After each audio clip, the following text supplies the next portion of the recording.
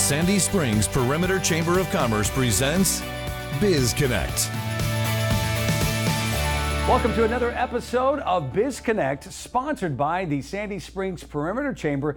I'm your host, Joe Gum, alongside Dr. Brett Jacobson. He is the head of Mount Vernon Presbyterian School here in Sandy Springs, and it is an absolute thrill and pleasure to be here.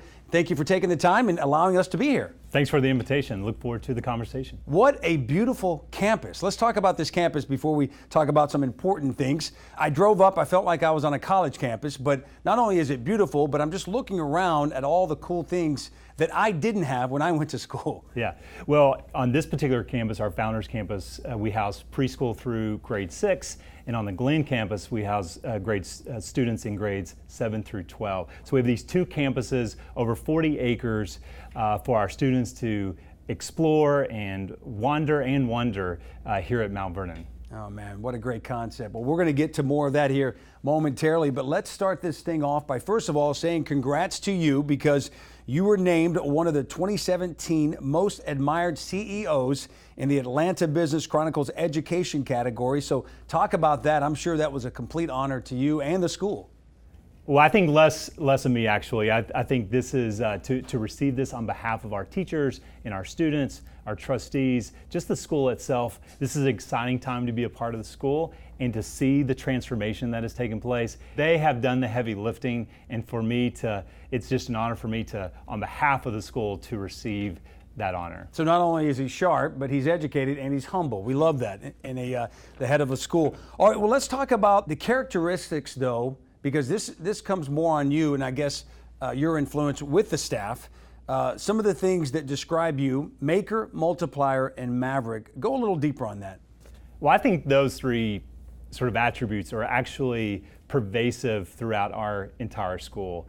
I think we are laser focused as a school on several different areas. I think one, we're laser focused on the future. And to be laser focused on the future is just to say, in a world of turbulent change, a linear path for our students is an exit ramp.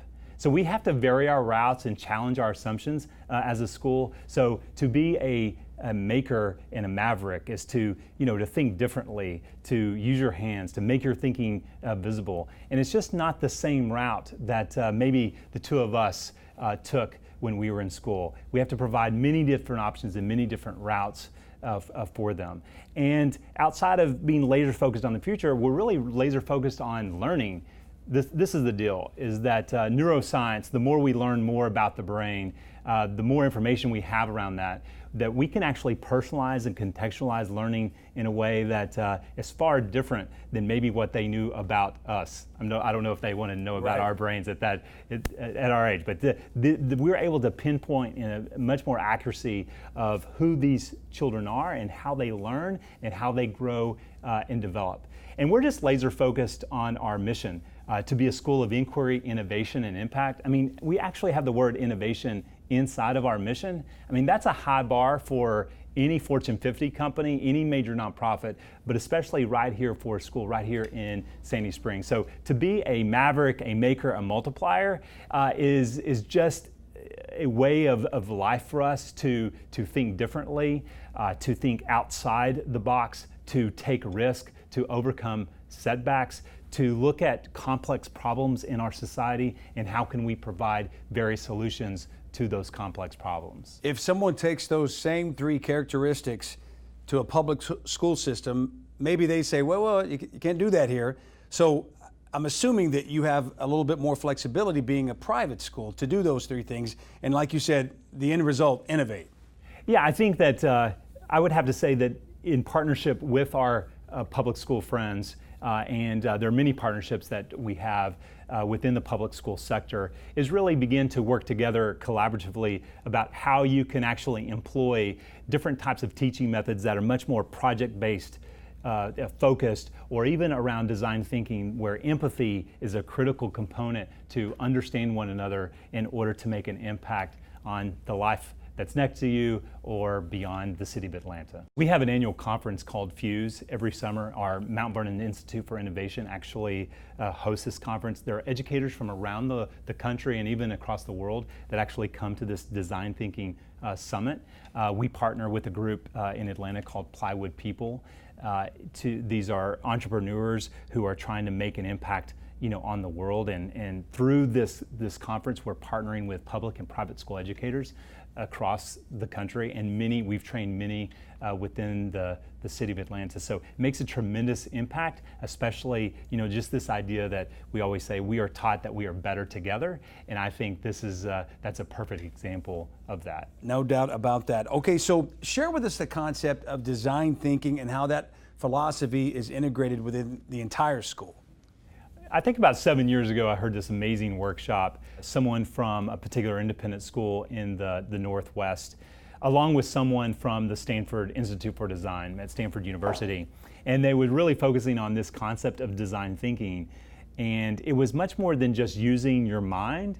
And actually, you were using your hands by prototyping around a design product or something that actually would have an impact on somebody. And the deepest level of learning for us in design thinking is the ability to use your heart. So empathy is at the center of design thinking here at the school, but in general in the concept of design thinking. So we have had our students from preschool through 12 participate in now over hundreds of design thinking challenges. So we are at an early age, we are building muscles for our students to ask 3 basic questions: why, what if, and how might we? Those 3 questions, if we just taught those 3 questions and built muscles around that, and every school did that, or just our society, it would be transformative. And so these are 3 questions in design thinking with empathy at its center, at its core, to understand others, to improve or affect those around them. So all the math, the science, the history, the English, that's all built into that, but it's much more natural. So we're really, again, addressing this question at the school: how might school life be more reflective of real life? I mean, I could give you an upper school example where just this past week, there's a grand opening of a Whole Foods in the Chamblee area. And in building that Whole Foods market, and then the other stores around it, they were wanting to design a pocket park that's attached to Whole Foods. They came to our Innovation Diploma students and said, we have no idea of how to design this park. And our students, through a design thinking challenge, began to work on this project. Not only did they work on it, but they also attended this grand opening, and their design was actually reflected in it. And actually the name of the entire program was changed from Peachtree Crossing to Peachtree Station. And it's because of their empathy work that took place that they were able to make an impact even in a particular neighborhood. That's awesome. Okay, so what sets Mount Vernon Presbyterian School apart from other private schools in the Atlanta area? I mean, you've given us a lot of great reasons, but I think you really have to start with mission. And so I challenge a Fortune 50 company or nonprofit, but a school in particular. You sort of have to know who you are. And we are a school of inquiry, innovation, and impact. And we just really live and breathe those words because we know we're trying to prepare them not only to be college ready, but we also say we want them to be globally competitive. And sometimes people may be queasy about that word competitive inside a mission statement. But being competitive is the highest form of collaboration, right?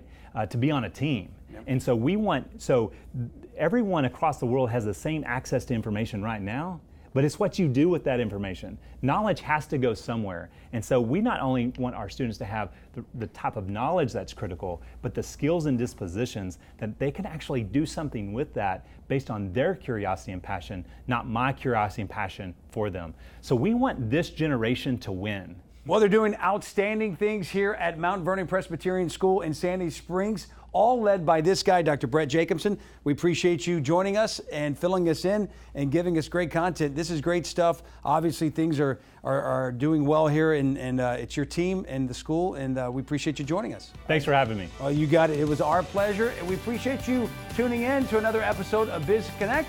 We'll see you right back here next time.